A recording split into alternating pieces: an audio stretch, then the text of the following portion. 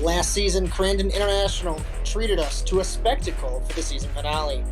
John Dipple was able to break the stranglehold that Apex had on the season as champion-elect Sindre Silva faltered on that land rush start and opened the door for any of the other drivers to pounce on the opportunity.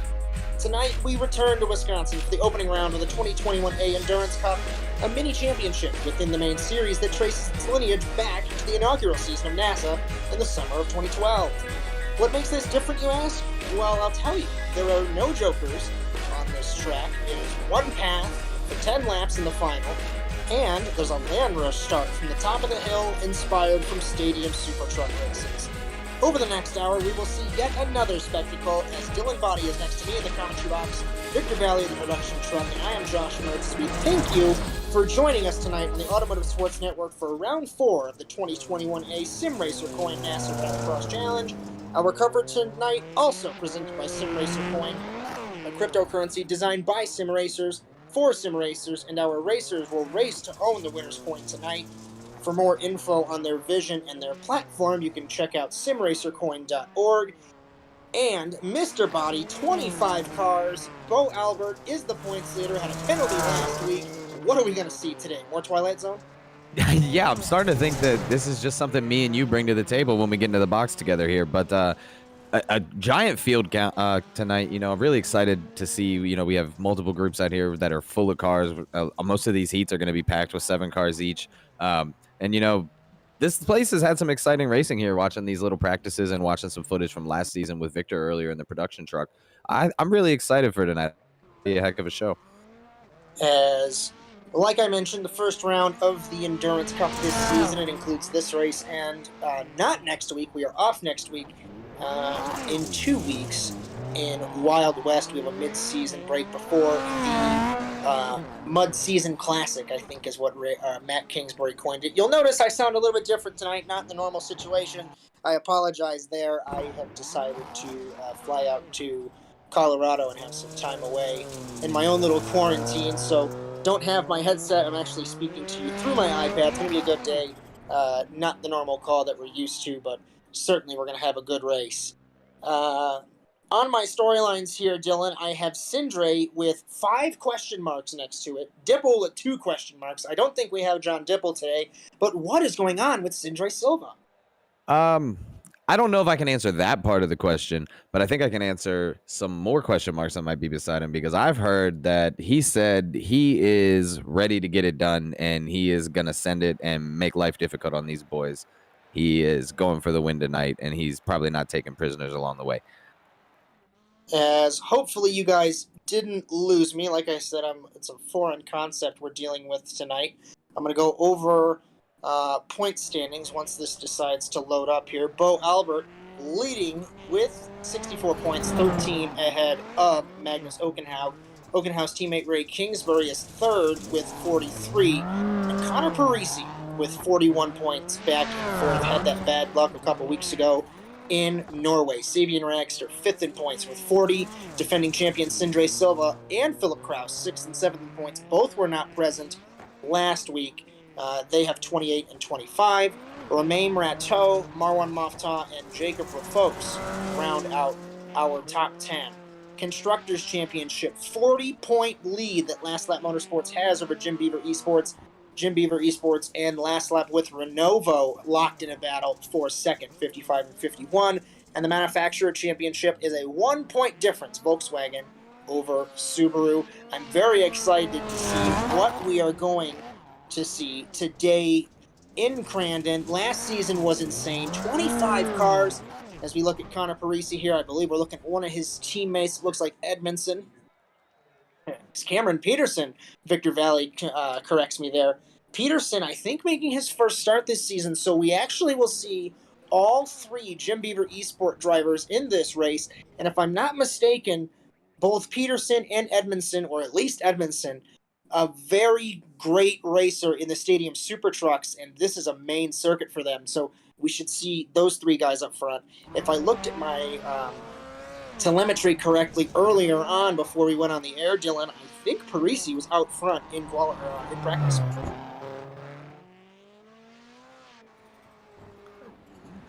Looking like I'm going back through the notes here.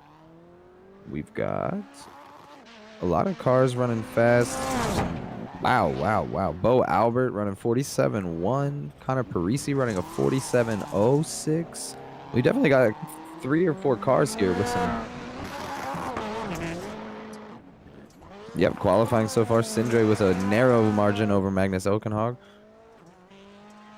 As I do not see any of these times, so I'm pretty useless. Well, right now, Josh, we've got Sindre in first, Magnus in second, Bo in third, Peterson fourth, and Bodie Cryer rounding out the top 5. That's it. So let's take a look here and see.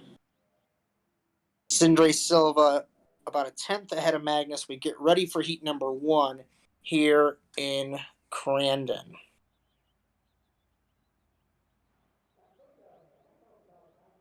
Let's take a look at our grid if you want to keep that up there. Sindre Silva, Bodie Cryer, Connor Parisi. Looks like Adam Thomas, Brandon Lambert, Sean Stratton is our runner.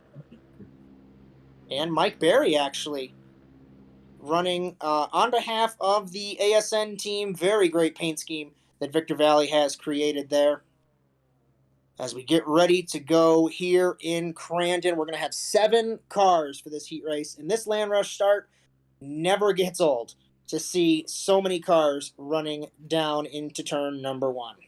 Now, this is super exciting. You know, a lot of us, you know, Josh, we grew up watching the motocross and the X Games a lot. So this is very reminiscent of the whole shot. And, you know, we love the excitement that brings. As this is definitely what I'm supposed to be watching this weekend. But due to the current situation, I got an Airbnb and I'm sitting in the second bedroom. Green flag in heat number 1. I wasn't able to figure out what was going on as we begin the Land Rush down to turn number 1. It looks like it's Sindre going into turn 1, leading us.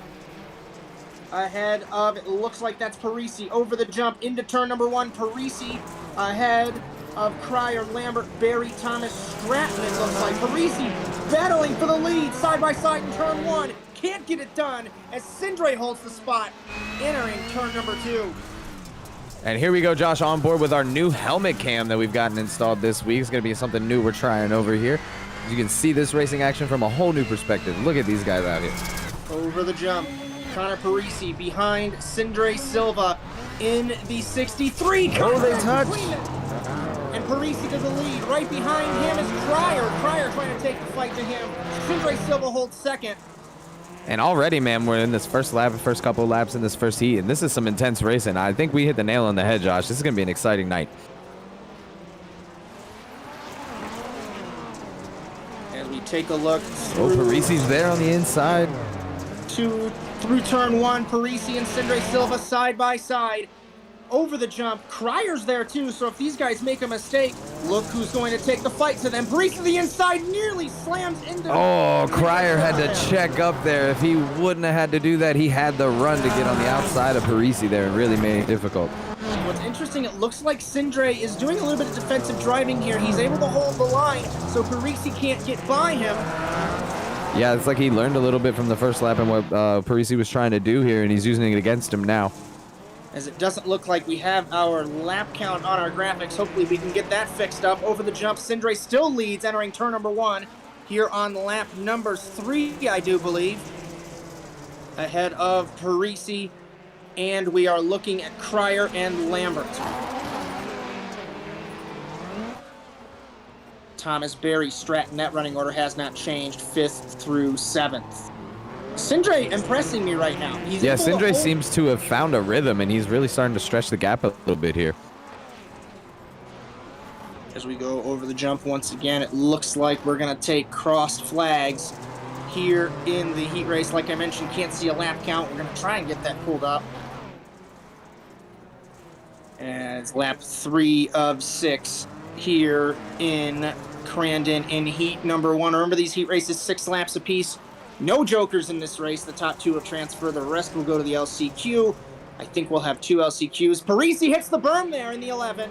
Trying to take the fight to Sindre Silva. Can't get it done. And Cryer getting ever so close. If I remember correctly, Cryer's very good in the dirt courses as well. So we can expect the 05 to put up a fight. And he certainly is. But he can't get there. He can't get that final couple of percentiles, if you think about it that way, to take the fight.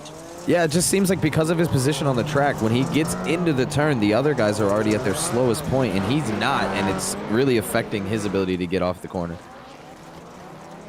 As we take cross flags now in the heat race, lap 4 of 6, Silva, Parisi, Cryer, Lambert, Thomas, Stratton, and Mike Berry.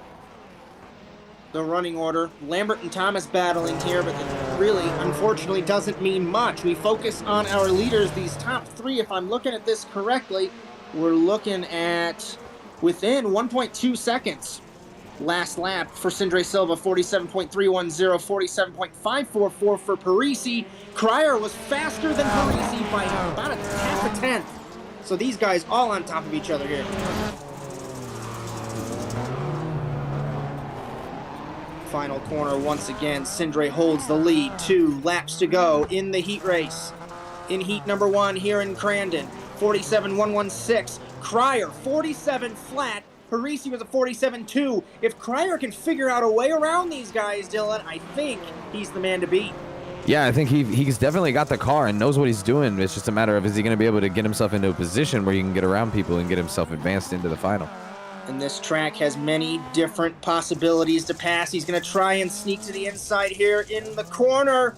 Parisi ran it wide to the inside. Cryer hits the berm there. Can't get it done. And this is what's interesting. If I remember these races correctly, you can really run a different line. You could hard charge the corner, or you can lie back on the corner, and it's hard to really explain. White flag in heat number 1.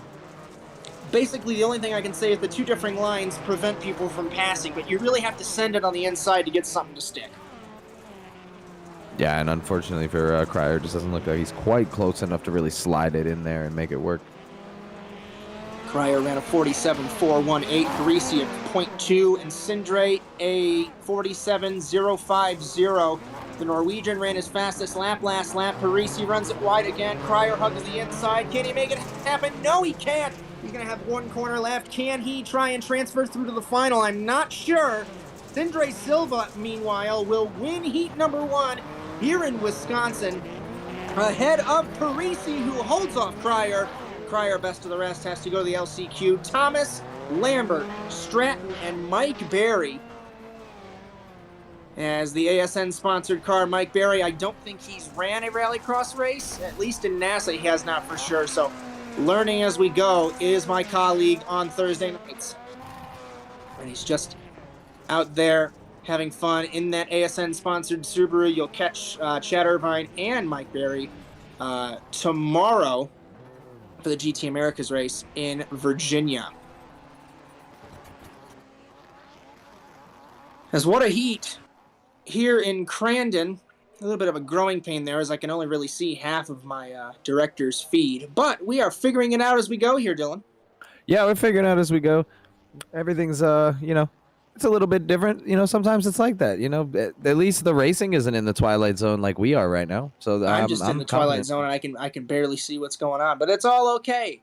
For heat number 1, Sindre and Parisi are. I'm getting a word from the production truck that you have multiple feeds, if you don't remember. Yes, but I have timing and scoring on this main feed, so I'm able to see what's going on. On pole, Magnus Okenhaug ahead of Edmondson, and my timing just vanished. As we take a look at our grid here for heat number 2, Edmondson, Kingsbury, Seymour, Feldman, and Romain Rateau getting ready for our start in heat number 2. If you had to make predictions, what do you think about this one, Dylan? I think we're gonna amp the energy up even a little bit more for this one. I don't think this one's gonna be as cut and dry up front. I think we're gonna have a little more excitement as we get ready for heat number 2 here in Crandon. We have our grid ready to go. Victor Vallee furiously loading these graphics. Green flag, what a start. It looks like Okenhaug down into turn number 1. He's going to get a better run on the land rush. If I can take a look at Edmondson, though, in the Subaru in the 58, he can't make it happen because Kingsbury there. Is that, no, it's, is that, yes it is, Seymour. What a run. As I didn't catch Romain Rateau for Mika Esport along with Travis Seymour. They are side by side for the transfer. Oh, contact, one's around. Seymour turned into the wall. He gets hit by Kingsbury, it looks like, and Feldman's around in the 84. Turns 2. Oakenhug, Edmondson, and Romain Rateau. We have half our field left after half of a lap. Over the jump into the final corner for the first time. Oakenhug leads Edmondson and Rateau. And wow, Twilight Zone already, Dylan. Yeah, that was, I said we were going to crank up the excitement. I didn't think we had to go that far, guys. That was a bit much. We take a look at lap times. Oakenhug 50.855, Edmondson 51.5, Rateau 52.241. I cannot take a look at this monitor in my current situation. You can take a look, Dylan, off screen.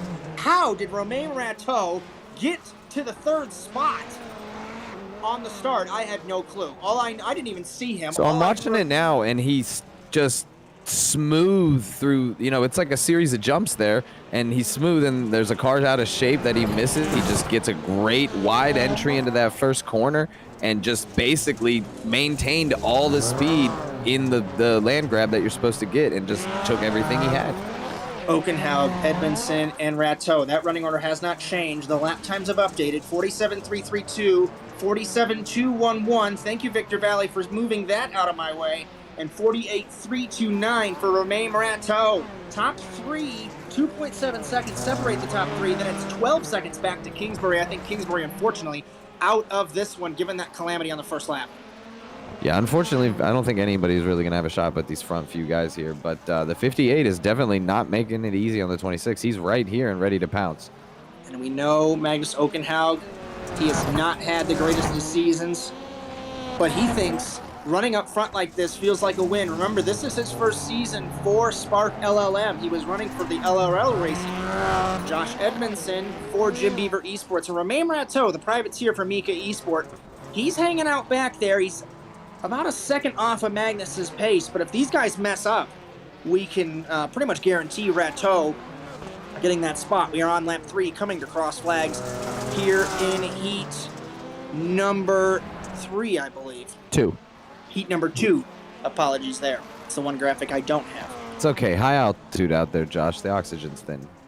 As I was meaning to go grab a beverage, but it looks like we might have a race on our hands here before long, man. The 58's really closing the gap in some of these corners.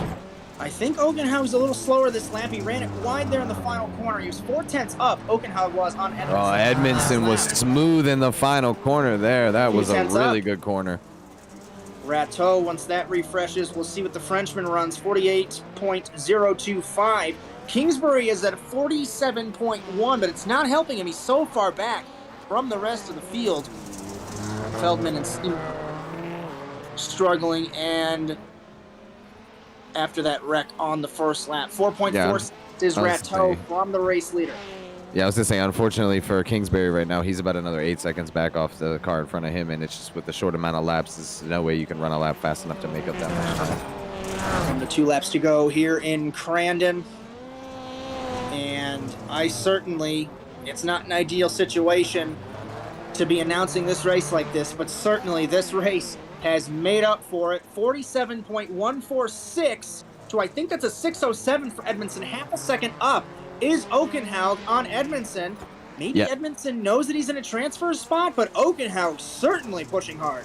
Yeah, it looks like Oakenhug's finally just decided to put it on a little bit more, and Edmondson's just kind of like, oh, okay, I'm in position here. Maybe it's not a good deal to go up here and get aggressive and maybe mess us both up and take us both out.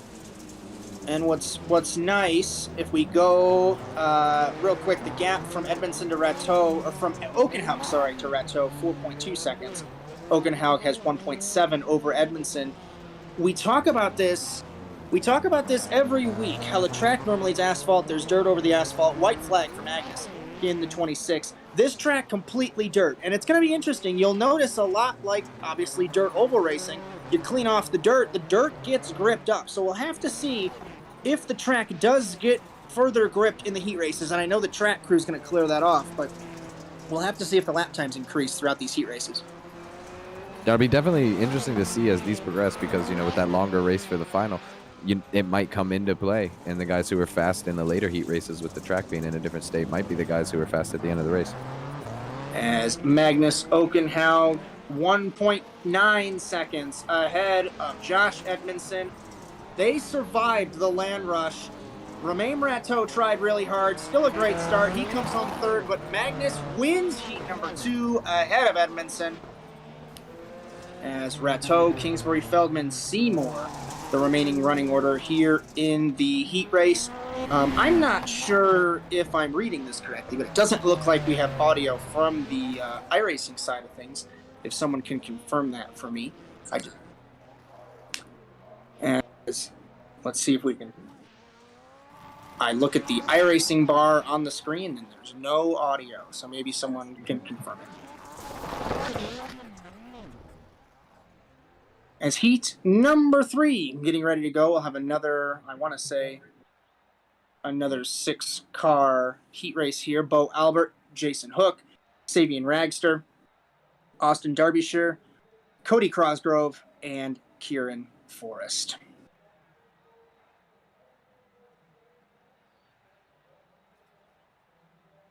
As Bo Albert holding the red plate once again, he could not get 3 race wins in a row. So it's going to be crucial to see if he can hold it. Green flag for heat 3. The inside line here has the roughest start, I guess you could say. Derbyshire side by side with him. Jason Hook now side by side with Derbyshire. Contact between them. The Canadian into the wall in the 64. That looks like it's Kieran Forrest in the 44, way out wide, side by side with Ragster in the Volkswagen. And in turn 1, Bo Albert ahead of Hook, Ragster, Derbyshire, Crosgrove. Looks like Kieran Forrest. That graphic has not updated there.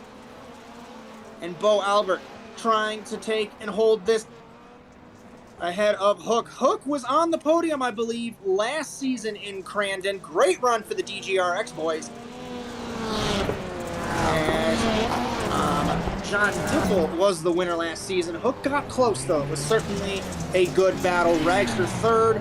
Now Forrest fourth. Crosgrove and Derbyshire as Albert leads at the end of the first lap. Ragster looks like it ran it wide there in the 91. We go back up front and look at Albert ahead of Hook. He's already pulled 1.1 seconds ahead of Hook. 1.9 to Ragster, 3.1 to Forrest, 3.5 to Crosgrove, 4 seconds to Derbyshire. Derbyshire's not getting that hurt over that knocking of the wall down that he tried to do on that start. Side by side, it looks like Derbyshire with Crosgrove for 5th. And Dylan, it's interesting to see these cars, the super fast guys are sideways over the jump. Yeah, it's kind of terrifying to me because that doesn't seem like that would be the way to be. But all the guys that are really fast really look like they're out of shape when they go over the bumps.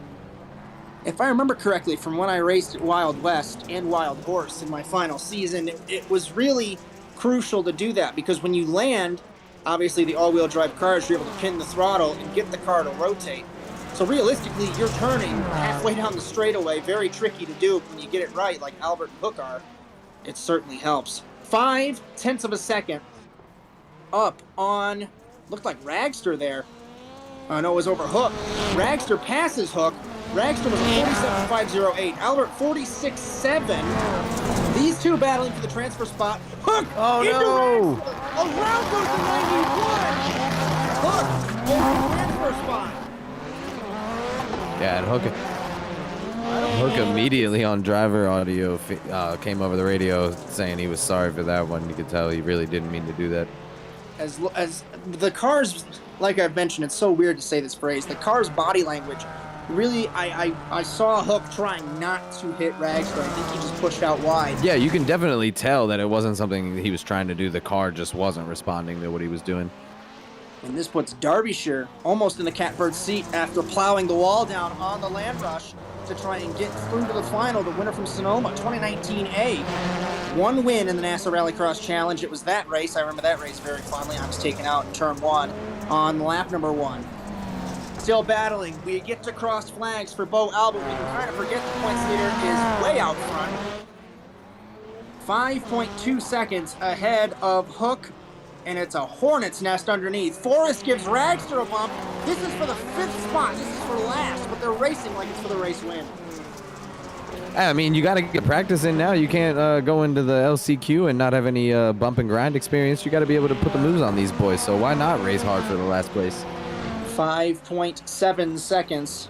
I hate to call this race over for the lead, but I would like to think it is. Rags to the inside, off camera there, ahead of Forrest. They are beating and banging for 5th here. Rags are back to the point. Let's take a look at Hook there. I caught it at the bottom of the shot. Hook and Derbyshire battling hard. Derbyshire to the inside of the Australian versus the Canadian. Final corner, Crosgrove getting there as well. Side by side, it looks like 2 laps to go for these two battling for the transfer spot. And Derbyshire gets it, but Hook undercuts him here. Looks like he's going to try and get the crossover and get right back by him. Turn number 1, Hook tries to take the fight. Can't get it done. Crosgrove likes this. Forrest and Ragster battling side by side still. What a race in heat number 3 behind the race leader. Yeah, don't worry about Bo Albert. All the action's back here in the back. These guys here. Oh, contact! And it takes both of them out. Ragster and Forrest now. Dare I say it, this is going to put Ragster back nearly in the transfer spot unless you're... Is Ragster off the road? I can't finish the stage fast enough. And he pushes out wide in the 91.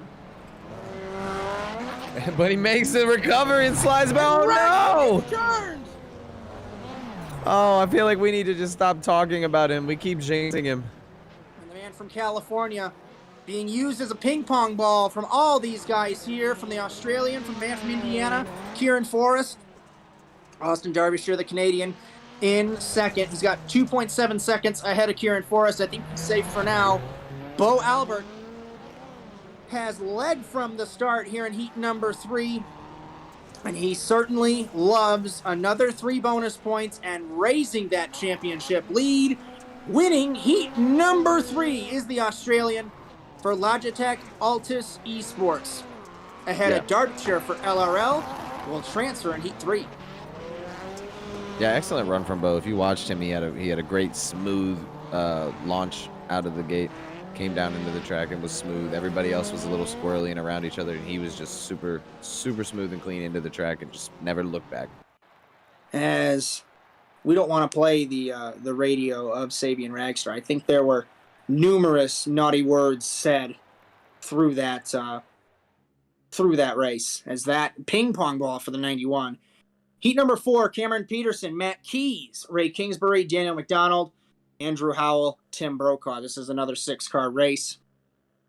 As 3 heats of 6, 1 heat of 7. The remaining cars from this heat race go to the LCQs. So if I can do quick math, we're going to have, I think, 1 7 and 1 6-car LCQ, but my math could be horribly wrong there. Gridding up 6 laps, and 2 more drivers will transfer through. These guys are going to seed 7th and 8th.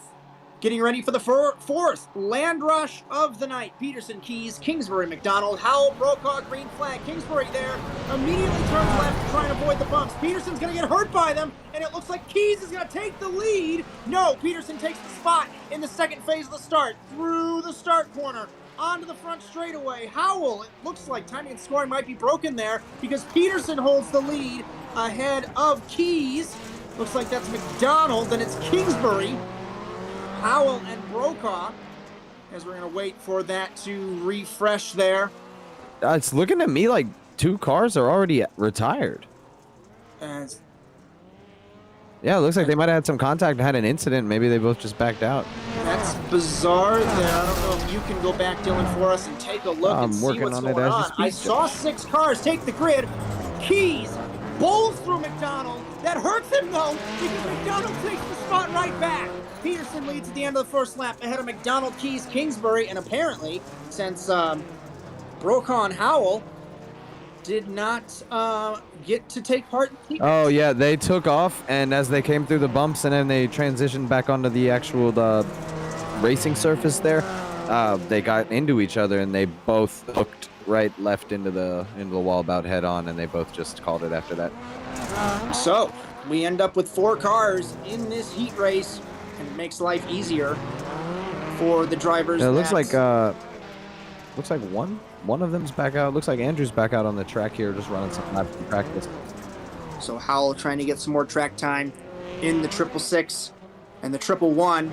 If you add those numbers together, go to the casino, you might win something, but apparently them coming together in NASA is not a good idea, as they both crash there. McDonald holds second ahead of Keys. Keys had a huge pass on board the helmet cam of the 62.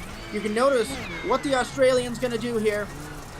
Into turn one, over the bank. I drove this car. I did drive the Subaru. I drove the Subaru at this track before the season finale last season. And oh boy, this track's designed for the super trucks, but these cars on this track, always an awesome show. And it kind of shows that Peterson knows what he's doing. 2.3 seconds ahead of McDonald. Not to call it this early, but I think this might be another battle for the transfer. Yeah, but it looks like it's heating up back there too. We got 3 cars about under a blanket here. As Kingsbury in the 25 trying to keep up with these two. McDonald and Keys, last lap was a 46.321 from Peterson. Not sure why McDonald's last lap's not popping up, but the more important thing is I would think that McDonald and Keys and Kingsbury were all a second slower than Cameron Peterson.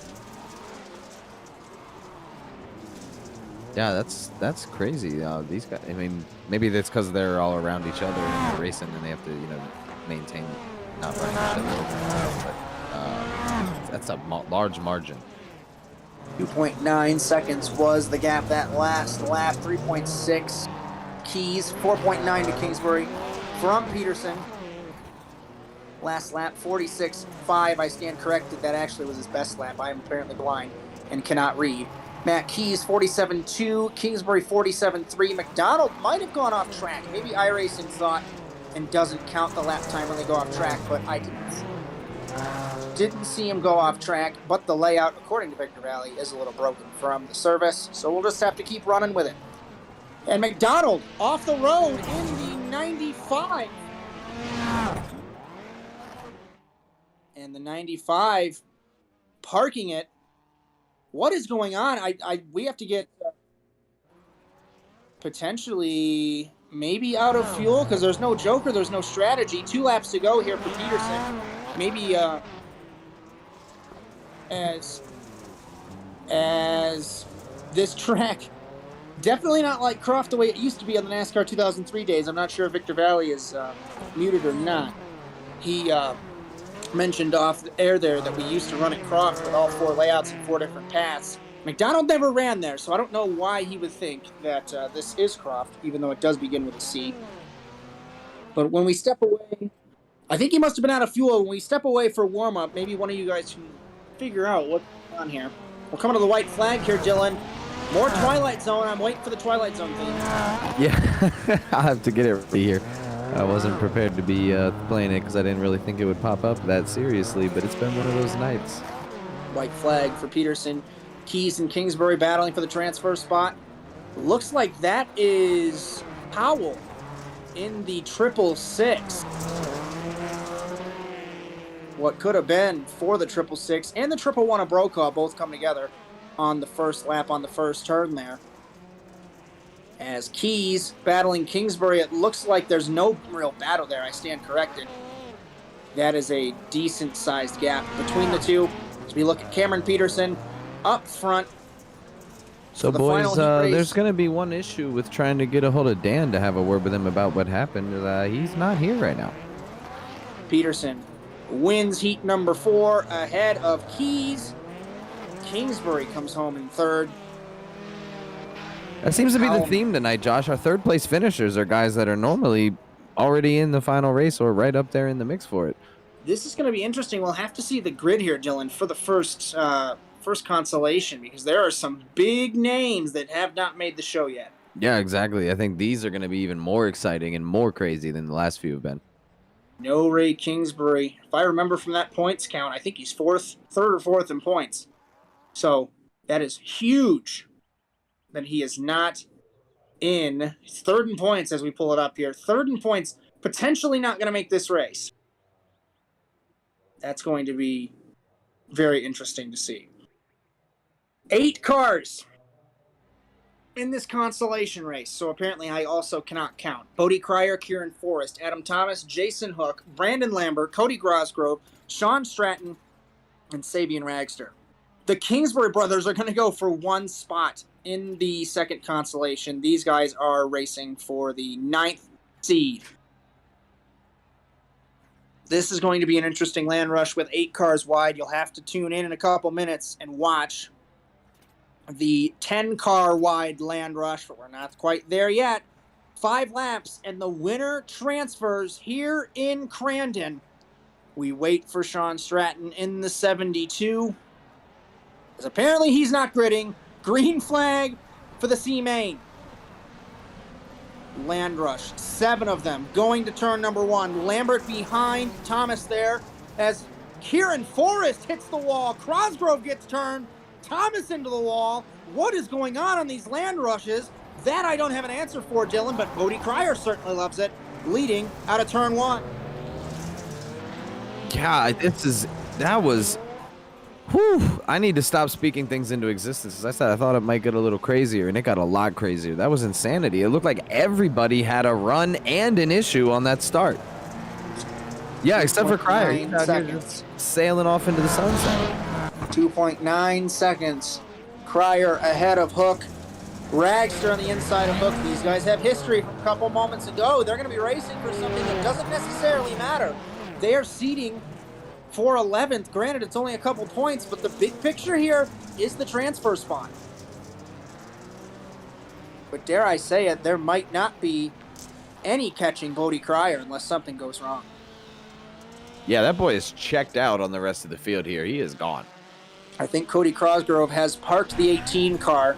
According to our graphics for just a moment, Crosgrove was leading, but it looks like he's popped back up again. A little bit of an issue there on the graphic.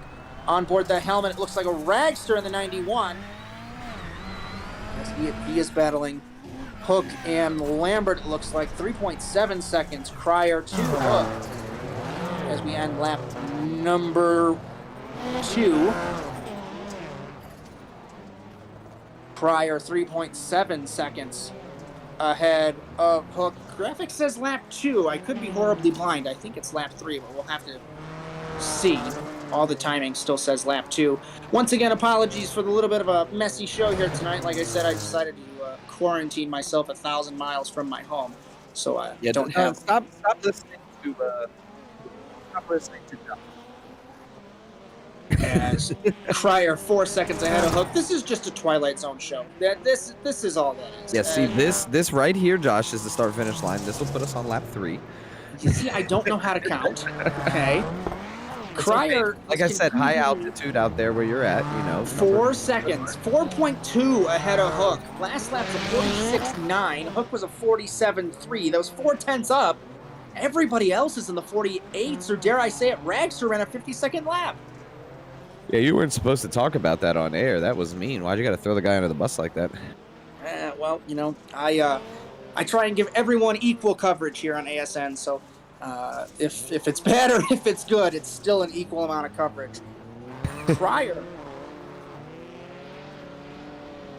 Yeah, it looks like he's playing around with some ideas here, Josh. Like maybe he's trying to learn a little bit of how far he can push it just in case he has to.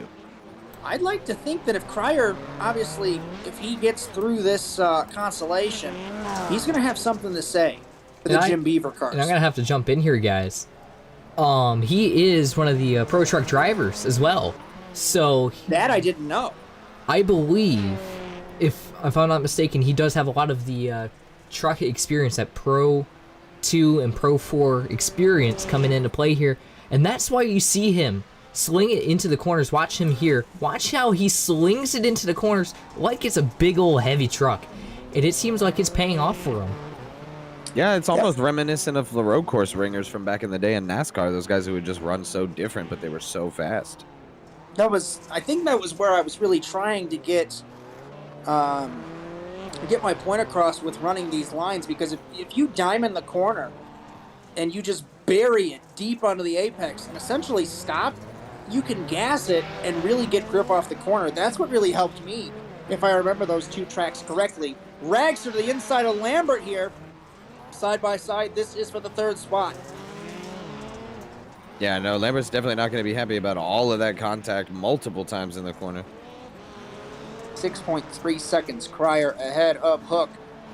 Bodie Cryer in the 05. Looks like he is pulling away with this race lead and pulling away with this transfer spot. Final corner as the sun goes behind the clouds. Bodie Cryer wins the C-Main here in Crandon. As Jason Hook will come home in 11th. Kieran Forrest 13th, 15th Thomas, 17th Lambert, 19th Ragster, 21st Crosgrove, 22nd Stratton. What happened to Sabian Ragster? Let's see. Take a look here. From what I can see, it looks like Brandon Lambert happened to Sabian Ragster. Looks like he was definitely not happy about that move in the previous corners. The inaugural champion. And I can tell you from racing Lambert for years, when you do him dirty, he's going to do you back. It's going to be about 5 times worse. Yeah, if you use the shovel, he's got the backhoe ready to go, just to let you know. He's definitely going to make sure that you know you made the wrong one angry.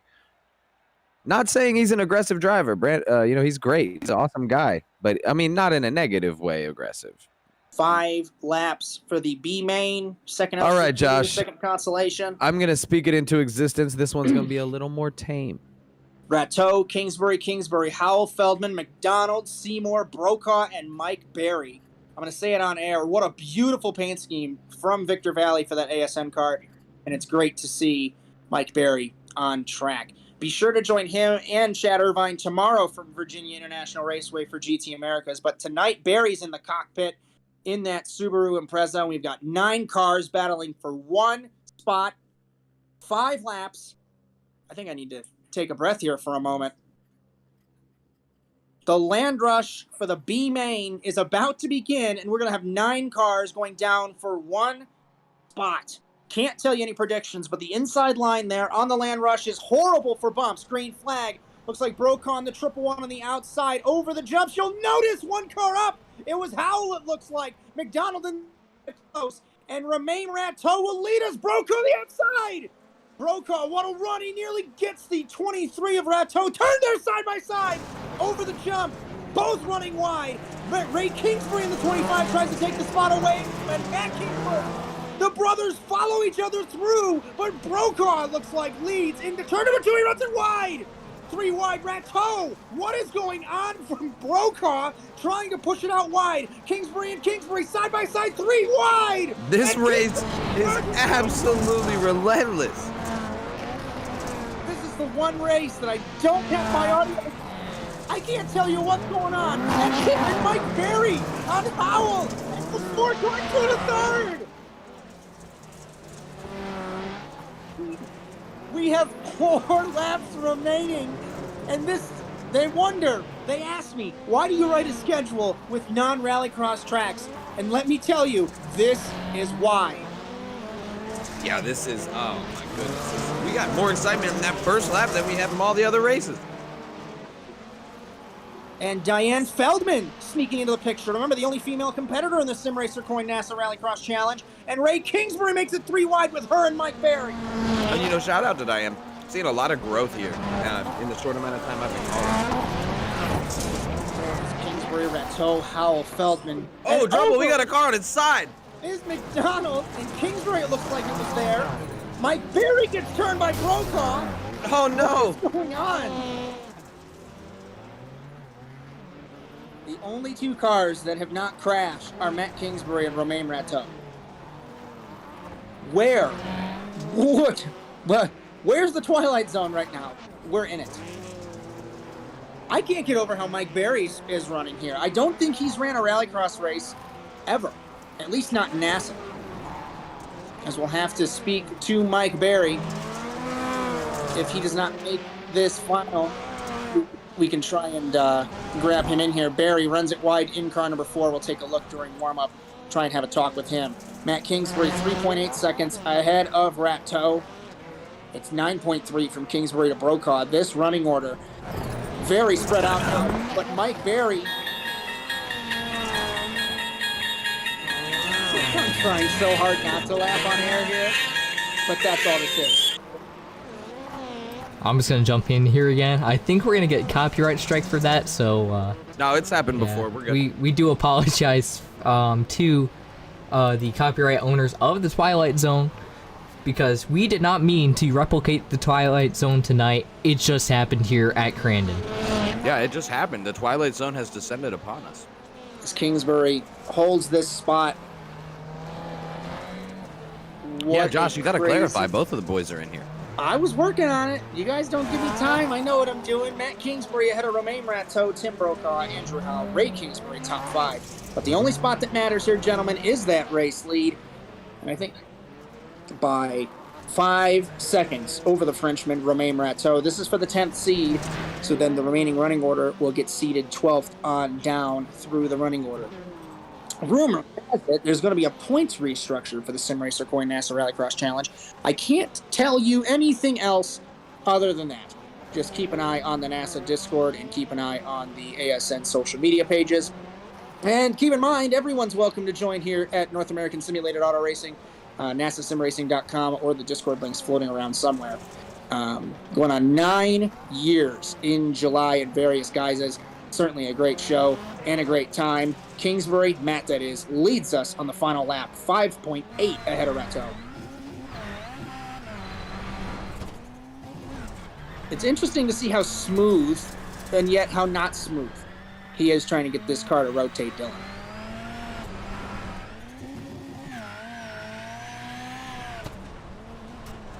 Unless I have apparently lost Dylan Baadte. Turn 3 for Matt Kingsbury. Second gear, third gear, fourth gear. We're going to go over the jump. Josh, can you still hear me? And now I can. Yeah, we got I you must now. have been hitting the wrong button. I apologize, Excellent. my friends. Matt Kingsbury will seed 10th in the final, winning the B main. Romain Rateau, hell of a run for him. He'll come home in 12th. Tim Brokaw, after I don't even know what happened on the first corner, will come home in 14th. Andrew Howell will come home in 16th with the final point. Ray Kingsbury, no points, gentlemen, in the 25. That's gonna be interesting. 20th for McDonald, 22nd for Barry, 24th for Feldman, 25th for Seymour. I'm gonna go ahead, grab my water, step away, and bring Mike Barry. I'll see you guys in a couple of minutes.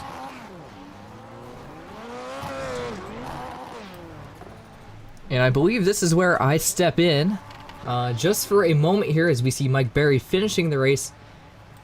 What a run for him. I mean, obviously the result does not show where he was most of the day. There's Tim Brokaw. He's going backwards. I'd say this was a having a little backwards. fun. I think this was a backwards race in general, if I had to say he's so just myself. this is him making a statement that expresses how he feels about tonight. Yeah, absolutely. It was a very wild event. And I believe we can bring in Mike Barry just for a moment here. If we do have him, I'm going to see if we can find him here in the Discord. Do not currently see him. Actually, I do see him now, so I'm going to go ahead and bring him up into the ASN commentary cube. Mike Barry, I'm going to say, I know you just finished your first NASA Rallycross event. Tell us from your perspective how that went. Well, to be honest, I mean, I was in here just to have a little bit of fun, you know, just mess around. I'm very grateful to like Matt and Ray and Josh obviously let me do that. Obviously I didn't pay up, so it was you know, really nice to do it. Just had a lot, just there to have some fun, mess around. I've never driven the track. We bought the track at 850, so it's pretty good, you know. Hey man, you must have been really like, what were you thinking to yourself there about like lap 1 to 2 there when everybody was having all that mayhem and you found yourself in second, third place there? How did that feel? Dude, I don't know. I mean, I would just, I mean, again, I came in here just to, you know, ride around the back and just drift a lot, and then I'm in second, and I'm like, okay, what do I do now? And I mean, what I do now is I drop to the back. Hey man, it was fun to watch. We were all rooting for you there. We were excited to see you out there. We were like, wait a minute, where did Michael come from? He's up here with the big guys. Yeah, I mean, if I didn't have commitments, I'd be trying this series out full time. I mean, there's a lot of good guys in here, and I mean, I guess if I had a bit more practice at the track, I think I could do pretty good. But you know, I mean, just grateful to everybody. Obviously, sponsor ASN TV, you guys, who's retired. That's for real life and stuff. So I mean, yeah, It's great to be out here. Just have to have a quick race, you know. Yeah, it was fun to have you, man. We were glad to have you out here. It was nice to see you repping the network out there. We appreciate it. I'm going to come back for just a second. You are more than welcome to hang out throughout the final here. We're going. I'd love to, man, but I got some stuff I need to. Actually, no, I can hang around for the final. Yeah, I'll break out the commentary. I'll go ahead and I got to grab my water still. I'm going to step away, but I just want to let you know, great run, my friend. You are more than welcome to stick around. I'll be back. Thanks, man. Okay, I guess some commentary now. Let's go. Absolutely, and I think it's a great thing to have you here. You've ran tonight. Yeah, it's only right to bring him up here, right? He's part of the team, man. He's running the logo on the car. He's us. And, I mean, from your perspective, how slick is that track out there right now? I mean, it seems like it is really slick, and these guys are having an absolutely tough time getting it down. Yeah, I'll tell you. I mean, I didn't expect it. The fastest way around is really to send it on the handbrake. I think you really just got to be sideways. Unlike, I know a lot of Rallycross guys will recommend not run. Oh, okay, I got shut Bo Albert up. Hold on. Sorry, Bo, if you're watching this. I'm sure he'll watch it tonight, and he'll get a kick out of that for sure. Oh, yeah, absolutely. But, love your stuff, Bo. Yeah, we were actually watching Josh Edmondson, and we're going to go ahead and actually follow him on track right now. Josh, we were watching him, and I believe it was the first LCQ, and I mentioned it on air. The way he slings it into this final hairpin is so reminiscent of like a Pro 2 or a Pro 4 truck. Oh my goodness, we have some crashing going on there, but ignore that, everybody. This is a Twilight Zone tonight, apparently. Maybe it's the neon lights in my room. I changed them to red and white for ASN, so who knows? Maybe that's what's going on. Either way, as you can see, he kind of rips it in there, and he really lets the car eat. And I guess that's the way you have to do it, right? Yeah, I mean, it's like, again, I mean, I'm obviously not a professional track, and I've only had about 10 laps total on here, but you do really just, especially in that hairpin, you have to really, you know, stick the handbrake out, or else you won't get a good run to them. Obviously, on asphalt, you'd keep it nice and tidy through there, and even in like a rallycross race, a lot of times, or like a normal rallycross track such as Atlanta, I mean, you're not really using the handbrake much. But this one, you really do have to just, you know, slide it all the way in, be aggressive so you can get a good run out. Yeah, watching Cameron Peterson, he's actually at the top of the charts right now, 46.325, his best time, and he's gonna go faster right there, 46.304. Cameron Pearson in the Jim Beaver Esports Fistful of Bourbon Subaru. He's going to go ahead and return to the pits. Going to go on board with second. We're actually not going to go on board, but we're going to go to some cameras here. Focus on Bo Albert. About 15 seconds left. And I think I spent a couple weeks. Well, I wasn't actually supposed to be there. I think I was just overhearing a conversation that Marwan Mofta had. He was trying to teach a couple guys how to run Rallycross. And one thing he said was, you don't use the handbrake whatsoever on most of the Rallycross tracks. Obviously not here, per se, but the tracks like Atlanta and Daytona, as you were saying before, as we're about to go green, and we're going to go ahead and transfer the call over to the voice of the Simracer Coin NASA Rallycross Challenge, Josh Mertz. Hopefully you've had enough time to take a drink of your water and get your voice ready to go for the feature. As we get ready for the 180th Simracer Coin NASA Rallycross Challenge event, the fourth round of the 22nd season, Josh Mertz, Victor Vallee, Dylan Baadte, special guest Mike Berry. We get ready for the final and the land rush. Pole position, Sindre Silva, defending champion of the Simracer Coin NASA Rallycross Challenge. We will look at Magnus Okenhaug, Bo Albert, Peterson, Parisi, Edmondson, Derbyshire, Keys, Cryer, and it looks like that last car, can't take a look, it's Matt Kingsbury in car number 21. 10 laps, 10 cars, land rush, green flag. Oh, we got trouble on the outside. Wrong part of the track, boys. Contact, it looks like that is Keys, and is that Kingsbury there? Look at Bo Albert on the inside there. 2 cars on the wall. Parisi looks like one of them. Over the jump, Sindre Silva leads. Bo Albert in second. Okenhaug to the inside. It looks like that's Peterson battling with. Oh, and Albert out of shape, gonna hold on to it. Albert moved out of the way. And Cameron Peterson to the inside. Will we be 3 wide in turn number 2? Oh, just about Bo Albert. Oh, and Albert gets door checked again. Oh, more Twilight thrown out of the corner. Derbyshire nearly gets hit by his teammate there, and Sindre Silva loves this. Remember, this was the race he could not win last season. As we take a look at this cluster, I can't think of the word, or it looks like fourth on back as Sindre gets to the end of lap 1. Right now, Bo Albert, the only VW, I think, maybe in the feature. Not to cut you off, Mike, Derbyshire checked Edmondson, and he got checked himself by, it looked like it was Parisi there. Yeah, I was going to say, Parisi came through that corner like a bull in a china shop, didn't take any prisoners. As Albert getting close for the second spot.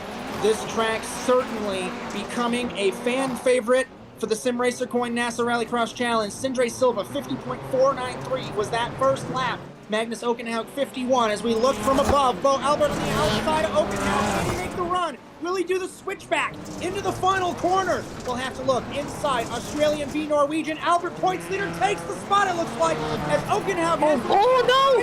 Contact! Oh, no, they're both off track!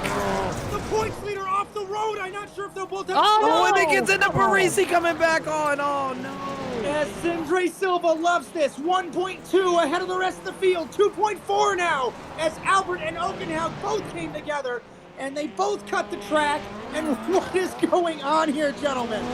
Dude, I can't tell you, man. I mean, I didn't get to see a lot of this action from where I was sitting, but like, wow, I mean, we're seeing a great race right here. Bo Albert, he might be able to close up, obviously the only VW in a pack full of Subarus, but...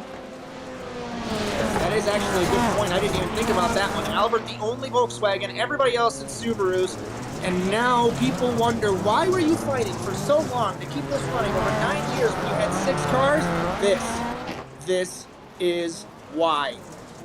Parisi, buried in the pack, it looks like. No, he's in third. I stand corrected.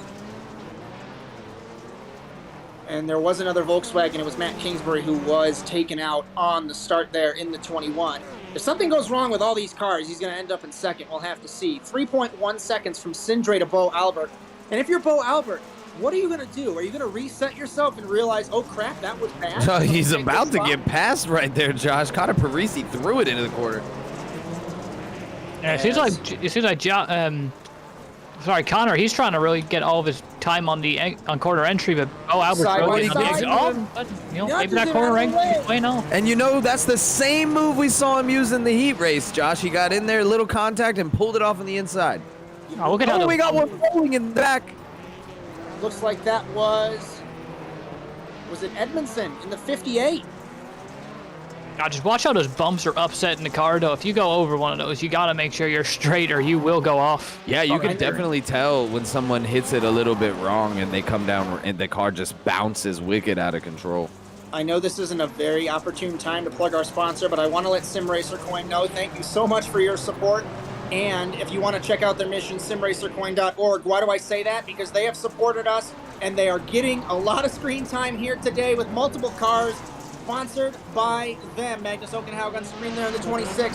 Sindre Silva, 3.3 seconds ahead of Connor Parisi and Bo Albert. These guys racing for second. Yeah, this racing is incredible here tonight, and there's no such thing as a bad time for a sponsor plug, Josh. Don't ever apologize. I don't even know what to say here, gentlemen. This race, we're only halfway through. This race, I don't think could get any better. I mean, I think the only thing they can do is maybe Sindre Silva spins out, but I mean, battle for second now. The only thing that these guys would really make more interesting is if Silva were to have an incident, but I wouldn't want to wish that on him because he's having the race of his life right now. He's having so much fun out there. Parisi and Albert battling for second, and we've seen that happen. It happened in Wild Horse, in 2020A, my final season. Magnus Okenhaug leading, and then he spun out of the lead over the jumps randomly, and then everybody else was in that race-winning position. Cross flags for Sindre, 3.3 seconds. Victor, you got something for us? Yes, I do, actually. I was talking to Sindre pre-race, and as he said he wanted to put on a show. I thought that meant he was going to rough everybody up and try to make everyone's life difficult in the sense of driving overly aggressive, but here he is, over 3.5 seconds in front of the field. That's what I told him to do. I told him the best way to make a statement tonight is go out there and win and dominate. That's going to be the way you make your name known, and that's the way he's making his name known tonight. Yeah, anytime you can come out and put a waxing on a pro driver will certainly give you a little bit of a good feeling. Not just a pro driver, two of his fellow Yes. pro world championship drivers, Parisi and Albert. And Look at Cameron Albert Peterson. right on the inside here. I mean, he's... Both of them are both great pro drivers in the trucks. Oh yeah, Edmonton. All look. All right, so anytime you come out here and beat a field full of pro drivers, make you feel good. Did you ever think, Dylan Baadte, that we were going to have that many pro drivers in one race? Definitely not. The first time you invited me over here to help you call ASN or NASA, I never would have imagined. Oh, trouble! Now hits the points leader, says thank you, I'm going to take that spot. Albert tried to take the spot from Parisi and Oh, had to watch the stop wall! the apex. Albert hits the wall. Oh, they keep it all straight. Peterson into the wall, into the points leader again. Albert had to turn left to avoid the wall. And remember how I talked about how this race couldn't get any better? Well, it has, except for it's not for the race lead. 4.4, Sindre ahead of Parisi. This is the battle for the podium, gentlemen. Yeah, and Just watch Bo Albert though. I mean, he's just kind of struggling. Obviously, the points leader, he's dominated the last couple races, but we're not seeing that the same shades of him tonight. Maybe it's just a change of the scenery.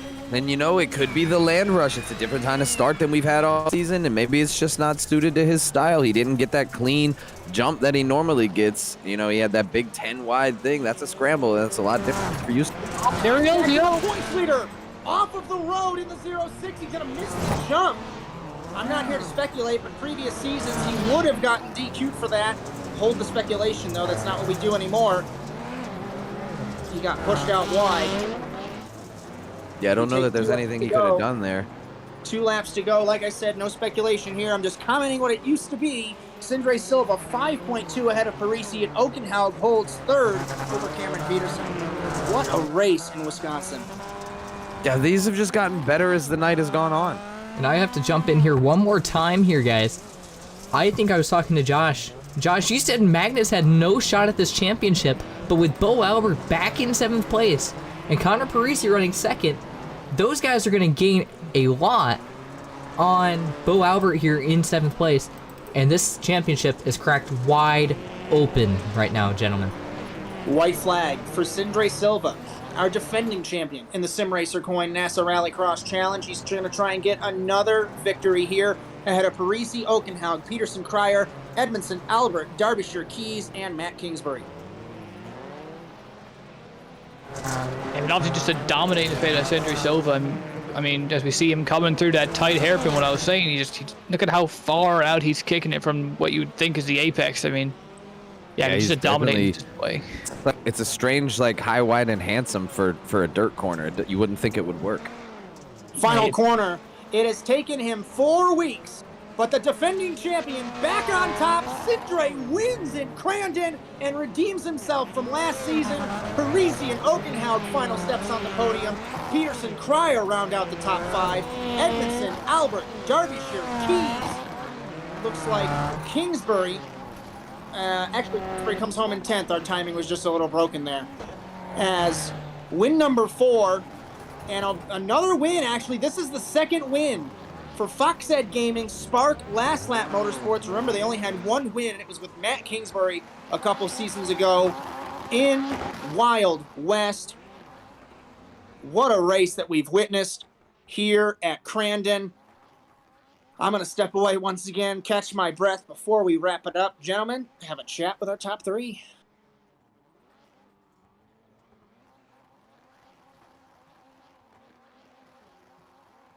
Oh yeah, I can stick around a little bit longer. All right, Mike, you kick us off with 3rd then. All right.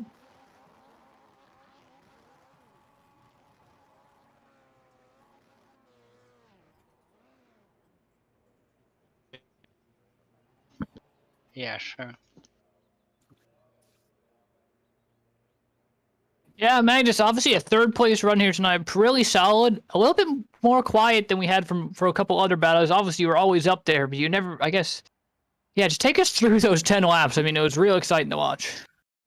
The whole race itself was so stressful because, like, if you watch the whole race, it was like P2 to P7 was like 1 second separated. So, like, you had to watch both ahead of you and behind you at the same time. So you had to, like, attack and defend on the very same time. It was so difficult to do because everyone was so close on pace.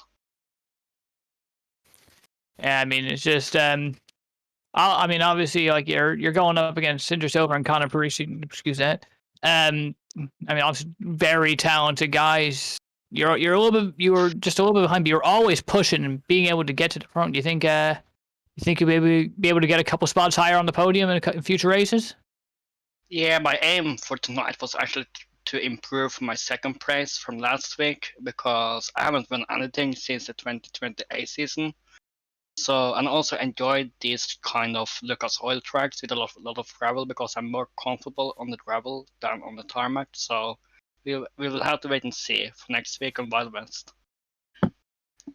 I mean, you definitely showed him, and I think third place is something to be very happy of. Magnus Alkenog, winner of Heat 2, wraps it up P3 in the feature. Great job, man. Yeah, thank you.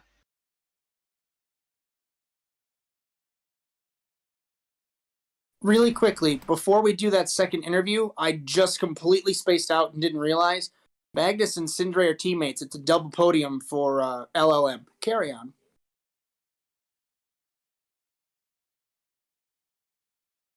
Connor, it's Dylan up in the booth. You got us, bud? Yes, sir. How you doing? I'm doing great, man. That was a hell of a show y'all just put on for us. We had about 5-6 cars under a blanket for 10 laps straight. That was amazing for us. How did it feel for you? Yeah, it was wicked fun. We missed the setup a bit in the differentials. We were having some issues putting the power to the dirt. So we got that figured out for the final, and it was wicked fun. Sindre, good win to him. He missed it all. He escaped and ran away while we all had all the fun. Yeah, I was gonna say he got the win and he got out of there without a whole lot of trouble, but he missed all the fun and excitement. Yeah, it's a whole different driving style to drive this kind of track. It's a different dirt, and obviously, slick tires. You gotta just be so precise with it. So I was just happy to make it through the first couple of laps, and then I thought Bo and Magnus were gonna have a cut the course penalty because they kind of got shuffled in there. So good on them for the podium though. Yeah, it was speaking of when they got run off the course, it was kind of terrifying. We were watching Bo come back up and he kind of came back right up in front of you there. Way to get the thing woed down so you didn't tear it up too bad there. It was looked like it could have been a big impact that really would have messed you guys both up on their trajectory, but you both kept it pretty clean and right back on track. Yeah, I was like, oh no, please don't. Yeah, I can imagine that's what you were thinking there, man. But thanks for putting on an awesome show tonight. Never giving up. There's a couple of times it looked like you got shuffled out of it. Next thing you know, you're right back up there in second or third. It's awesome to watch. Like we said, and we're looking forward to seeing what you guys do next week. What's the track next week? Or 2 weeks. I apologize. Off next week. The week after, Wild West. Oh man, another truck track. Well, we got the diff set up now, I think. So hopefully the 3 JB cars are up front again. Yeah, definitely. Whatever you guys found there, I noticed in your heat race, I saw you do a little as into the final corner there on the tight. You drove to the inside, did a little bit of like a door check, and then just got into the gas as hard as you could, and you pulled the pass off. And I was like, man, that's a nice move. And then I saw you use it again in the finale, and it worked even better because I guess you figured out how to get more power down to the car. So that was pretty impressive to watch you, try that early and then use it again later. Yeah, honestly, I didn't get many laps in this car track combo. I mean, used to it in the truck, so it's completely different. So we had to relearn it all week. And by all week, I mean, I ran like 5 laps last night and 20 or so tonight. We've all been there, man. But, you got anybody to thank for tonight? Oh, the whole JBE crew. Cam came in this week, helped us. He was the one that found the diff settings that worked. So props to him for that. Josh is always there helping as well. And the rest of the crew. I didn't win, so I don't get to crack the bourbon, but fistful of bourbon, go buy some. Well, there you go, guys. Connor Parisi bringing home in second place. Another great finish for him as he tries to close the gap on this championship battle. All right, and last but not least, I guess I'll go ahead and do it. It's only fair. Sindre Silva, finally a winner at Crandon. How does it feel, man? Nah, it's been a struggle on these tracks. Finally, we got a setup that works good, thanks to Ray. So, yeah, it was fun winning again. Yeah, definitely always fun to win. You didn't have to worry about that battle behind you. I think we had like 6 or 7 cars under a blanket the entire race, and you were just running away with it. I mean, honestly, for me, when I'm out front by that much and I see a battle like that behind me, I'm just thinking, man, I hope they kind of wreck, and then I can really drive away with this one. But what was going through your head seeing that behind you? Nah, I told you before the race started that I'm coming here and I'm gonna show a surprise, and I simply did it. I was more focused on just pushing the laps and don't do a mistake. I wanted this win to show that I'm not out of the battle, even though I missed a round. So yeah, we would just keep pushing. It's a long season. Absolutely. Yeah, Sindri, I just wanted to butt in here. You know, me and Victor were talking about that earlier. You said you had a surprise for tonight, and we were both kind of thinking you were just going to come out here and be super aggressive. We didn't know you were going to come out here and just scorch everybody, bud. That was really impressive. Yeah. I didn't totally knew that I had the pace to do it. I was in a practice session with Josh Edmondson earlier, and he had awesome pace, and I knew his teammates is also really fast, so I simply just pushed whatever I had and just simply did what I needed to do. Yeah, man, you're out there running with the guys who were doing it. You knew what you had to do. All you had to do was just send it and hope it stuck, and it stuck tonight, man. Awesome run. Thank you. Yep, and obviously, Sindri, as the winner, as I say, the most important thing is thanking your sponsors and the people that helped get you here. Who do you have to thank for this result tonight? I want to thank Spark LLM for the support they've given in NASA, and also my own team, Fox Gaming, Power, Ørskog Sparebank, and Fjordfjell for their lovely support during the rest of the season in whatever I'm driving. Well, as I say, I think that's going to wrap this interview up. Congratulations once again on the victory here at Crandon. Thank you. And that was Sindri Silva. We'll go ahead and bring Josh, Dylan, and Mike back in here for our wrap up tonight. Josh, go ahead and take it away. Oh, I really don't have much to say other than I told you so to the guys that questioned me as to why I wrote the schedule with this track in there. We've seen tonight that just anything can happen. And I hate saying that because I say that every single race, every 180 races for NASA Sim Racing, and I have said that every single time, but it truly is that anything can happen, and it usually does. Dylan, I will let you have your final thoughts before we say goodbye. Hey, man, all I know is you asked me at the beginning of this broadcast what I thought tonight was going to be, and I said it was going to be exciting. I had no idea, man. I had no idea. This was awesome, and I'm sad that we have to take a week off now, but I know it's just going to get these guys hyped up and give them lots of time to practice and really come on and put out another show for us. And Mike, I know you joined us late. Your thoughts? Yeah, I mean, I spent half the race in the car, but it was pretty exciting.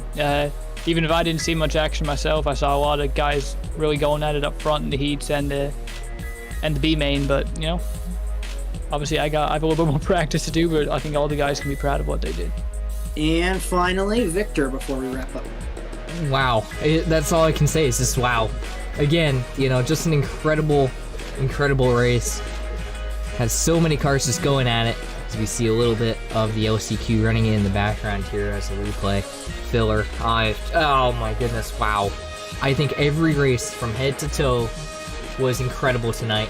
And I honestly, I would 100% have an entire season just full of Crandon if it was possible. If no one got tired of it. Because I would not get tired of it. I'm sure the drivers would, but I wouldn't. As from all of us here at the Automotive Sports Network, hard for me to say, you can tell the altitude's messing with me. Chad Irvine works with Mike Berry on Thursday nights. Check out ASN's coverage tomorrow from Virginia International Raceway for the GT Americas Series. But remember, we are off NASA Rallycross. That is next week. And I believe GT Americas is as well. Don't quote me there. We are off next week. We will see you in 2 weeks from Wild West. But this race, always crazy. The Endurance Cup produces some insane races, and they wonder why I always have them on the schedule. Like I said, from all of us here at the Automotive Sports Network and from SimRacer Coin, remember the cryptocurrency designed by sim racers for sim racers. Our racers certainly raced to get that winner's coin tonight.